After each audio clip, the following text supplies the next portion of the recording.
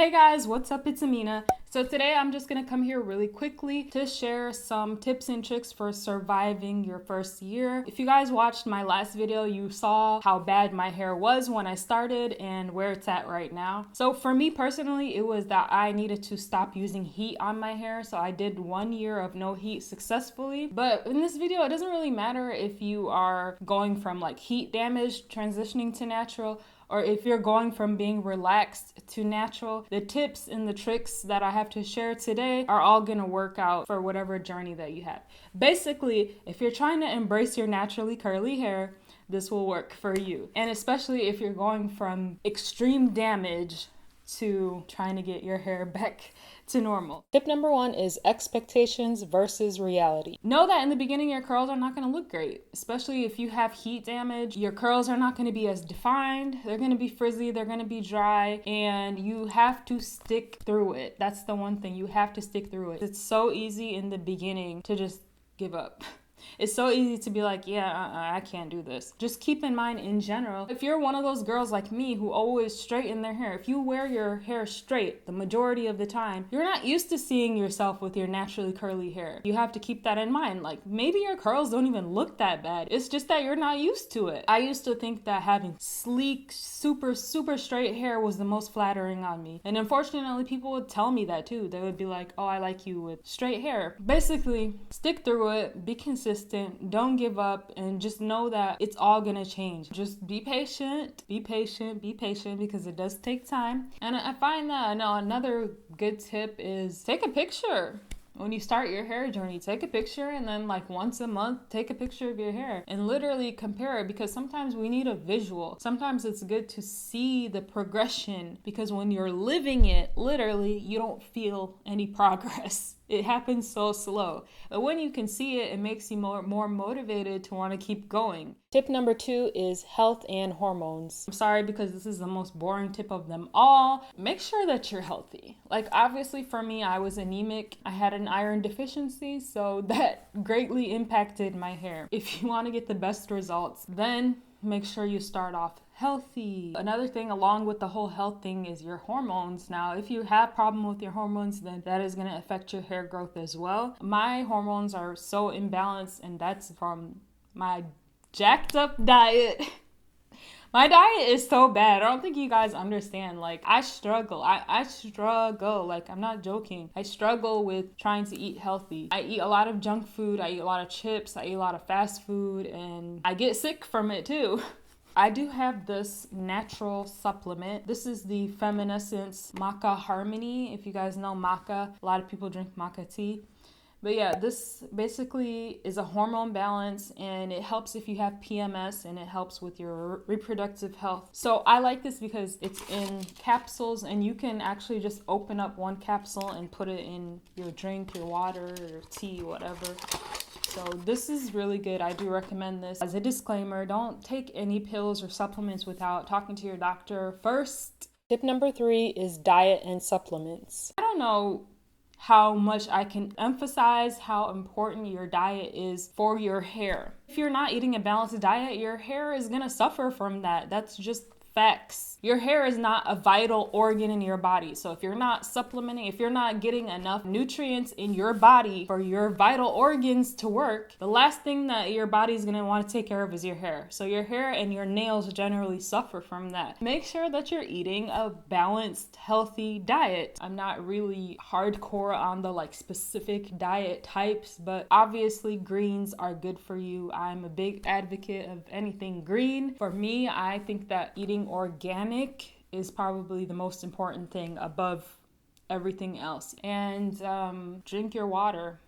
I know it's such boring advice, but honestly, every health problem that I have had in my life has always been because my diet was not good. So one of the things, if you are like me and it's hard to eat a well-balanced meal every single day, one of the things that you can look into is supplementing. When I talk about supplements, I like to talk about supplements like this. This is actually organic fruits and vegetables. This is the Perfect Food Raw Organic Green Superfood. This is the nastiest thing. that you will ever taste. But this is good because this literally has every single serving of vegetables that you need for one day, just in one drink. It smells, oh my gosh. If any of you guys know how henna smells, it smells exactly like henna. But anyways, what you do is, so you just take like a scoop of this stuff, put it in water, and then drink it. It's nasty, doesn't taste good, but it is really, really healthy for you. Just remember with supplements, it's called a supplement for a reason. This is, just supposed to be something you add on with your diet. You're not supposed to rely entirely on supplements, and don't expect supplements to do a major change. If you want a major change, you need to change your diet first and eat healthy. So tip number 4 is moisture and deep conditioning. In the beginning, your hair is going to be dry, so your best friend is moisture. For me, my hairstylist told me to deep condition my hair every week or 2 times a week if I can. If you're really busy and you don't have time to deep condition, if it's hot, like here in Texas, it gets real hot outside. So if it's hot, or if you're going to the gym, actually, you can go ahead and put conditioner all over your hair. Go to the gym for 30 minutes and work out, and you're basically deep conditioning your hair. The heat will make the conditioner penetrate deep into your hair strand, so it's the same thing. And also the conditioner will help to protect your hair from, the sun, environmental factors, and all of that. Not only that, I find that my hair really likes water, and not too much water because that can dry your hair out. So what I'm talking about is just a little water in the morning with some oil. My hair loves that combination so much. Moisture is just very, very important, especially the ends of your hair, which for most people that's going to be the problem, are the ends of their hair. You have to keep your ends moisturized. Otherwise, what's going to happen is that the ends are going to break off. You're going to feel like your hair didn't grow or is even shorter than it was before. Tip number 5, clip in curly hair extensions. This is actually one of my favorite tips, but one of the most dangerous tips too. If you have relaxed hair going into it, when your new growth comes out, your new growth is going to be a different texture from the ends. Same thing with extreme heat damage. The new growth is going to be way more curlier than the ends of your hair, and it's kind of confusing because it's like, how do I deal with these two textures in my hair? Clip-in extensions. In the beginning, when your hair is looking wet, you want to wear it down, but it's just too bad.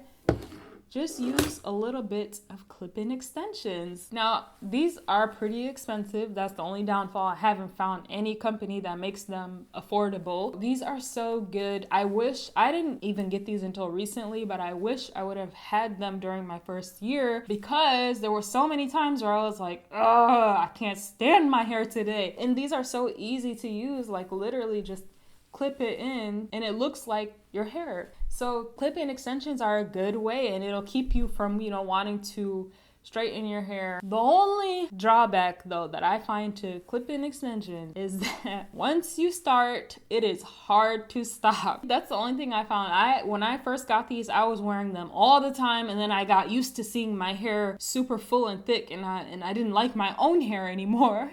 I was like, okay, yeah, I have to just use these sparingly, special occasions, stuff like that, because literally, that's the same way with false lashes. Once I started using false lashes, I can't not anymore. So yeah, clip-in extensions are a good tip. Tip number 6, protect your curls at night. The pineapple for me in the beginning I didn't like the pineapple. But in time, I did grow to love the pineapple, and I'll tell you guys why. The reason why I really like the pineapple, especially if you have damaged hair and damaged ends, is that it protects your ends at night. When you pull your hair all the way up to the top, your ends, no matter what position you're in, if you're on your side, if you lay on your back, your other side, no matter what position, your ends are up here. They're being protected. They're not being tugged at all. And also, if you do have thin hair, pineapple is good too, because in the morning when you kind of take your hair out, you have a little bit of volume up here from your pineapple. And a lot of times, actually, I won't even mess that up. I'll just leave it alone. 30 minutes later, it'll just fall a little bit and it looks like I have all of this volume. So,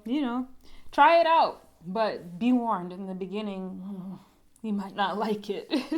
Tip number 7 is use a shower filter. I think that having a filter system in your shower is important. Now, I don't think it's going to make your hair grow faster or anything like that, but I think that it does give you the best results with your hair. In the beginning of my heat damage journey, I had one of the best washouts, the most defined washouts that I ever experienced, and that was because I was using soft water or filtered water. I do notice a difference. My hair is softer, more defined. It holds moisture more. So that's important, but you know, that's kind of like if you want to be extra, you know, you can do that. Tip number 8 is use your fingers. In the beginning, when your hair is gonna be more fragile, I just don't think using a comb is a good idea. I know you have like the Denman brushes and all that, and they make your hair nice and defined and clump your curls together, but I still think there's nothing like your own fingers to do the job, because you can literally feel each little snag, each little tangle in your hair with your fingers, and you can't feel that when you're using a brush. In the beginning, I only used my fingers. Now that my hair is a little bit more healthier and grown out, I do use a comb, a brush sometimes, but I still think that the fingers are the best thing, and I think that you literally get the perfect defined curls from using your fingers. Your fingers are the best size, literally, for raking through your hair. Tip number 9, detangle before you shower. I actually prefer detangling my hair before I take a shower. Theoretically, the reason behind it is that when you take a shower, your pores are more open, so your hair is at its weakest state. So when you're pulling on that hair, it is more likely to come out of your head. I'm sure a lot of you guys have heard that. When your hair is wet, it comes out easier. Not talking to you girls that already have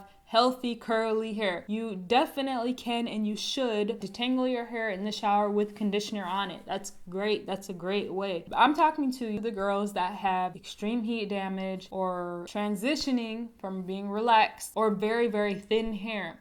That's who I'm talking to. I find that when I finger detangle my hair before I get in the shower, I end up losing less hair than when I do it in the shower. So for me, obviously, since I have fine, thin hair, the less hair I lose, the better. I don't like losing hair. Tip number 10, ignore the hates. I don't really need to say this, but obviously, ignore the haters. There's gonna be people, especially if you never really wore your hair curly, there's gonna be people everywhere in your own family, outside of your family, friends, work, coworkers, people at school. There's gonna be people talking about your hair. Oh, your hair doesn't look good like that. No, da, da, da, da, da. Just ignore it. Don't pay attention to it, because at the end of the day, think about it. You are just embracing your natural hair that God gave you. You're doing good. So whatever anybody else has to say, just like block it out. Don't listen to it at all. Those are my best tips personally that I found have worked for me and my hair. I know for sure that if you want to get your hair healthy, you can. That is why I'm putting myself out there right now, showing how bad my hair was and walking you through this journey with me to healthy hair. Hopefully y'all enjoyed this video, and I will see you guys all in my next video. Bye!